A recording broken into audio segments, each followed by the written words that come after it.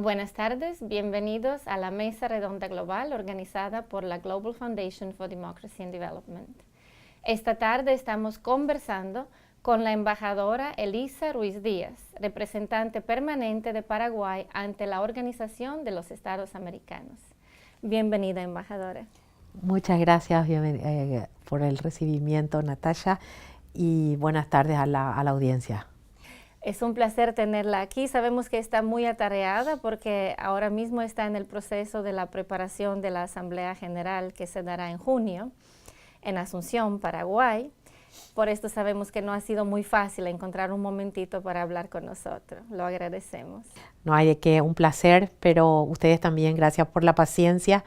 El día que fue propuesto había unas actividades, la hora. Hoy en la mañana tuvimos consejo permanente. Pero bueno, acá ya estamos a tu disposición y a lo que yo pueda ayudarles. Bien atareada, veo. Pues antes de empezar nuestra pequeña conversación, me gustaría presentarle a nuestro público. Embajadora Ruiz Díaz comenzó su carrera política larga y bien excepcional en el año 1992, cuando fue miembro de la Convención Nacional Constituyente de Paraguay, que aprobó y promulgó la Constitución Política de 1992. En 1998 fue nombrada jefa de gabinete para la vicepresidenta de Paraguay y transicionó a ser la ministra asesora de Comunicaciones para el presidente de Paraguay en 1999. Finalmente, en el año 2000, fue juramentada como la representante permanente de Paraguay ante la Organización de los Estados Americanos. Y vamos a decir un par de datos, un par de cosas interesantes sobre el país, sobre Paraguay. La República de Paraguay es un país sin litoral, situado en el centro de América del Sur, al noreste de Argentina y al sur de Brasil y Bolivia. Cuenta con una extensión territorial de aproximadamente 406.000 kilómetros cuadrados, que es ligeramente más pequeño que el estado de California. El clima es predominantemente subtropical a templado y contiene llanuras cubiertas de hierba y colinas boscosas. Los recursos naturales predominantes son la hidroelectricidad, la madera, el mineral de hierro, el manganeso y la piedra caliza. La economía de Paraguay tiene un Producto Interno Bruto de alrededor de 46.000 millones. Y registró un crecimiento de 12% a partir del año 2013. El principal sector de la economía es el sector de servicios, seguido por la agricultura y la industria. A partir de 2010 se observa que el 34.7% de la población de Paraguay vive por debajo del umbral de la pobreza. Y esto nos lleva precisamente a nuestro tema del día de hoy, que es el tema de la Asamblea General de la OEA, que va a tener lugar en Asunción a los principios de junio, y el tema seleccionado para esta sesión ordinaria de la Asamblea de la OEA es desarrollo con igualdad. Con inclusión social. Con inclusión social, perdón, inclusión social. ¿Nos podría comentar un poquito, embajadora, cómo se seleccionó este tema y qué rol tuvo su país en esta selección? Paraguay propuso ser sede de la Asamblea en la asamblea anterior que se realizó en Antigua Guatemala en el año 2013. Si bien estaba otro gobierno, con el gobierno que ingresó en agosto del 2014, recibió el mandato con mucho beneplácito y dio una oportunidad excelente de presentar este tema, ¿verdad? Que tuvo sí un proceso de consulta con los países que somos miembros de la organización a través de mis colegas, los embajadores, y fue recibido con un gran beneplácito. Sobre todo atendiendo, Natalia, al momento en que la OEA está viviendo. Nosotros estamos en una suerte de replantearnos lo que se dio en denominar la visión estratégica de la OEA, para lo cual identificamos 4 pilares importantes. democracia, derechos humanos, seguridad y desarrollo integral. De los 4 pilares que sostienen a la Organización de Estados Americanos, el de desarrollo es el que en los últimos 10 años tuvo menor relevancia política. Entonces, nosotros consideramos de que básicamente es el pilar de todos, es el cimiento. Y un poco en ese sentido, y también abonado el hecho de que el eje de la campaña del presidente Cartes, que llegó al poder a Paraguay hace justamente un año, fue el tema de la erradicación de la pobreza y la pobreza extrema. Un poco en ese contexto, Natalia. La erradicación de la pobreza también es el objetivo de milenio, número 1. Los objetivos de milenio, ahora vamos a ver los resultados en el año que viene, 2015, pero aparentemente la pobreza extrema se redujo ya por la mitad a nivel mundial. Sin embargo, América Latina sigue como el continente con la mayor desigualdad en el mundo. ¿Cómo usted interpreta esto? ¿Cómo usted interpreta el desarrollo, el crecimiento económico del continente, por un lado, y la desigualdad que todavía permanece? Paradójicamente, América fue uno de los de mayor crecimiento económico, pero así como vos lo decís, con mayor desigualdad. Sí. ¿Por qué? Porque se dio justamente eso, ¿verdad? O sea, solamente el crecimiento económico, pero no hemos trabajado lo suficiente en lograr de que ese crecimiento sea distribuido en todos los niveles, ¿verdad? Hoy día tomamos conciencia de los gobiernos, te diría, en tratar de rever esa situación, ¿verdad? Y está escrito de que, y está visto más que nada, de que el crecimiento sin inclusión social no es crecimiento finalmente. Y es contraproducente, ¿verdad?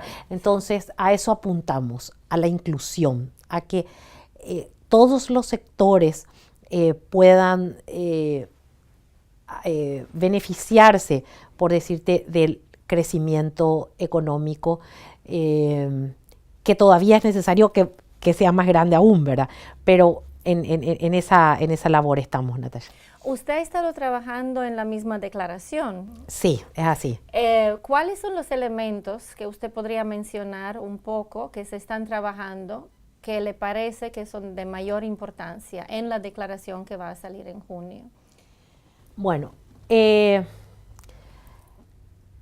los elementos que tenemos son como el puntal, que es la erradicación de la pobreza y la pobreza extrema. En ese sentido, al comenzar me hablaste del desarrollo, de las metas del milenio. Si bien estamos ya en el 14 y el 15 se cumple el año que viene, tenemos entendido que en septiembre del 2015 a nivel de Naciones Unidas se está trabajando en un nuevo calendario, por decirte, de los objetivos del desarrollo sí. Post-2015, sí. ¿verdad? Para eso a nivel de Naciones Unidas ya están trabajando en los foros y viendo los insumos que ellos van a necesitar para reescribir las nuevas metas, ¿verdad? Como vos decías, la erradicación de la pobreza y la pobreza extrema.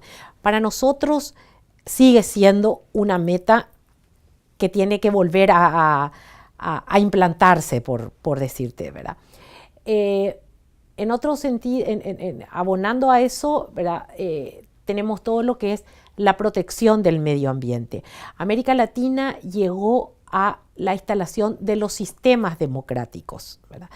Pero entonces ahora tenemos que trabajar en la distribución de esa riqueza en forma equitativa, ¿verdad? El mejorar los niveles de salud, en mejorar los niveles de educación. Si bien ya no tenemos analfabetismo, ¿verdad? Pero todavía seguimos teniendo una brecha importante de gente que lee, pero no comprende lo que lee. Y no tiene ¿verdad? una educación ni de grado medio ni superior. Exacto, ¿verdad?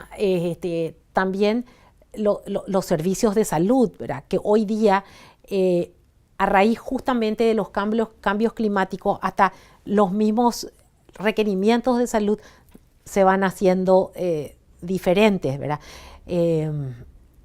Después tenemos un factor importante, es el tema de que la desigualdad tributaria que existe en nuestro continente, ¿verdad?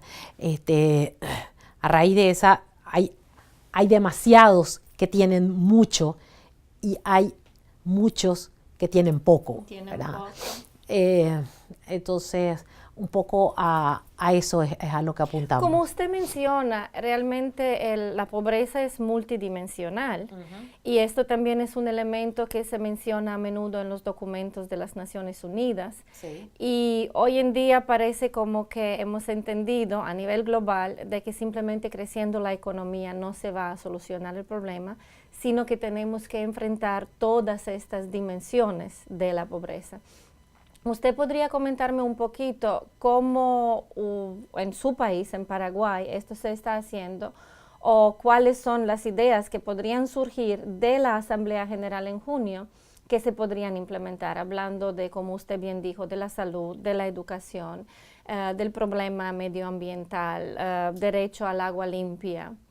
Nosotros, a nivel de la organización, más bien lo que tenemos es trazar políticas, ¿verdad?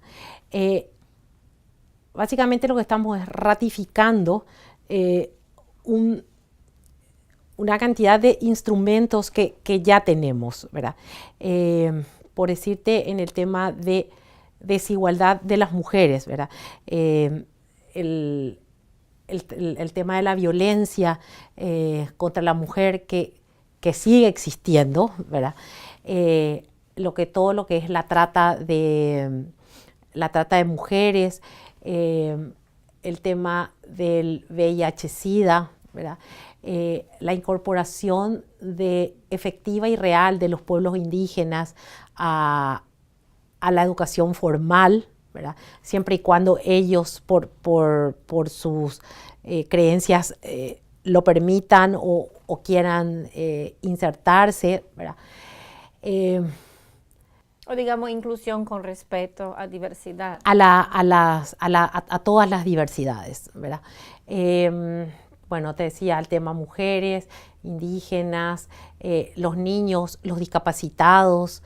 Hay una inmensa gama de aspectos de gente o de segmentos de la población que sufren un grado de discriminación, ¿verdad?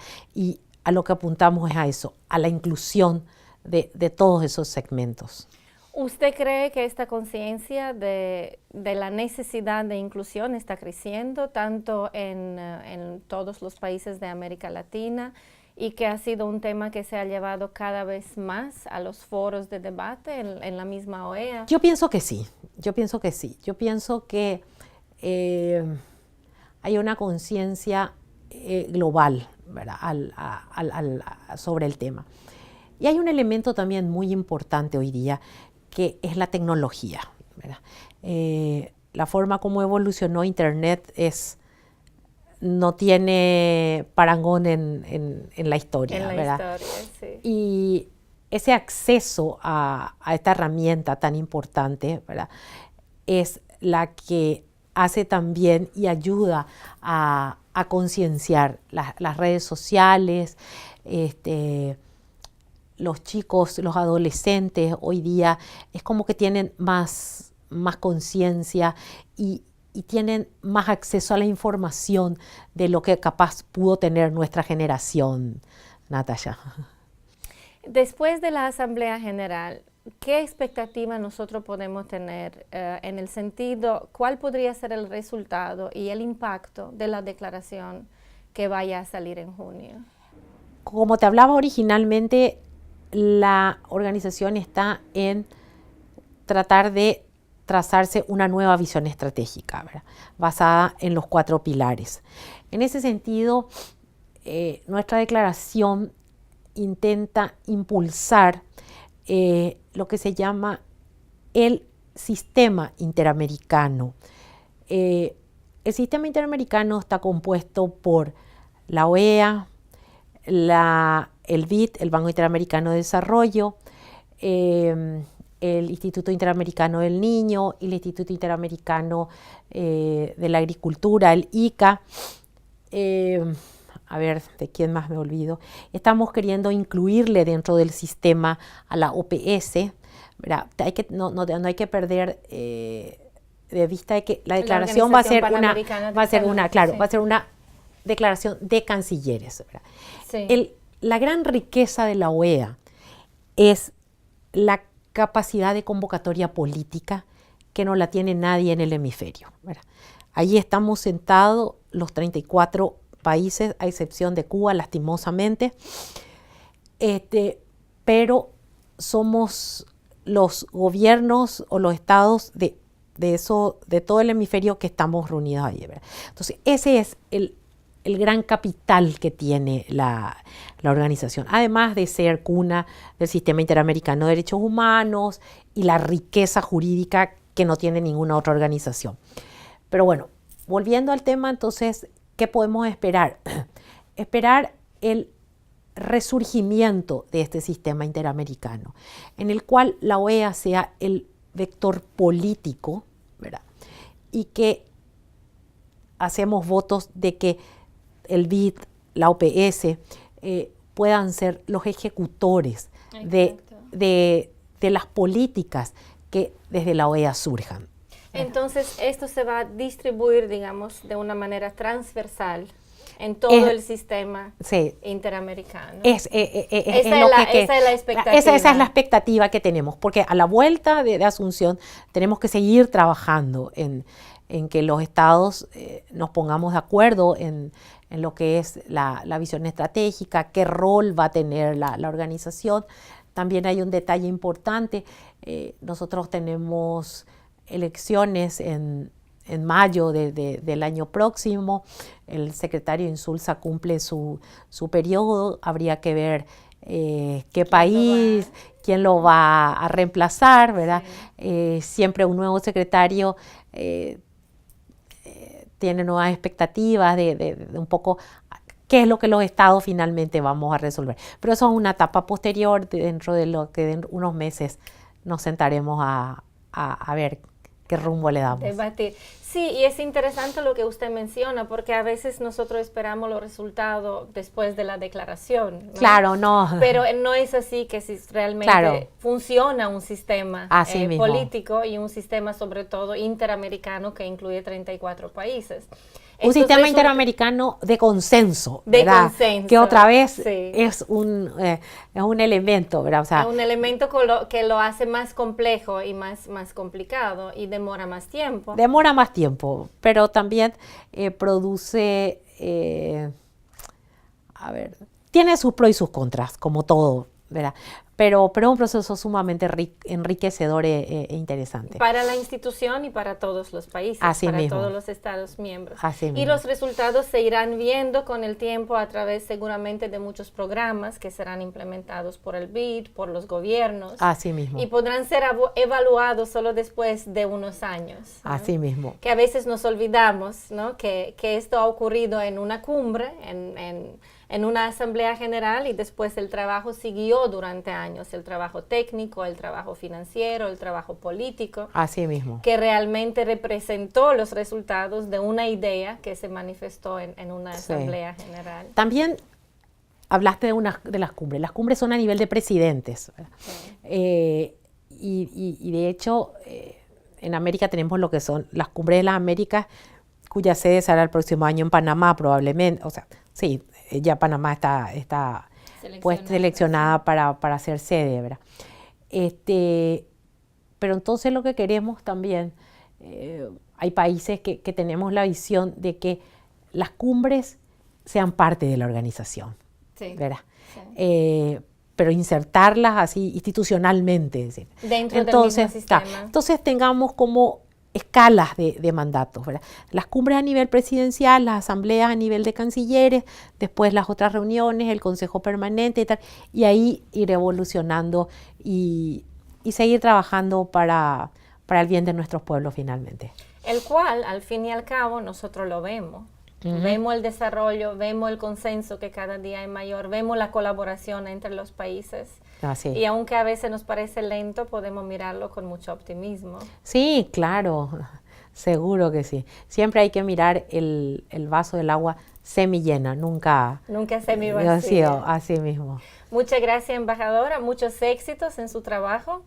Y nos va a interesar mucho hablar con usted después de la Asamblea General, a lo mejor para comentar cómo ha pasado todo y también de qué manera la sociedad civil ha participado, porque nosotros como institución formamos parte del proceso como una institución no gubernamental. Sí. Entonces va a ser de mucho interés y mucha curiosidad de nosotros también conocer el proceso, cómo ha terminado y cuáles son los resultados. Con todo gusto. De hecho, bueno, tuvimos hace 2 semanas el foro con la sociedad civil, sí, en el cual participan todas las ONGs. Nosotros participamos sí, con sus aportes, sus sugerencias en lo que es el texto de la declaración, que de hecho ya algunas de esas sugerencias han sido recogidas por los estados y están siendo plasmadas en el texto, ¿verdad? Bueno, agradecerte por este espacio, instarles a seguir trabajando. La sociedad civil es una caja de resonancia importante de lo que la ciudadanía de nuestros pueblos reclama. Muchas veces los gobiernos, yo siempre digo de que el poder tiene 10 grados más o menos, dependiendo si es cálido, un país cálido o un país frío, ¿verdad?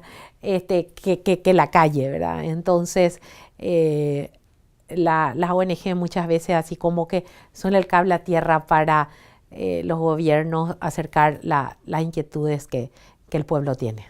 Muchas gracias. Gracias a ustedes. Muchas gracias, embajadora. Encantada, gracias. Un placer. Muchas gracias por estar con nosotros en la Mesa Redonda Global. Esta tarde hemos conversado con la embajadora Elisa Ruiz Díaz, representante permanente ante la Organización de los Estados Americanos.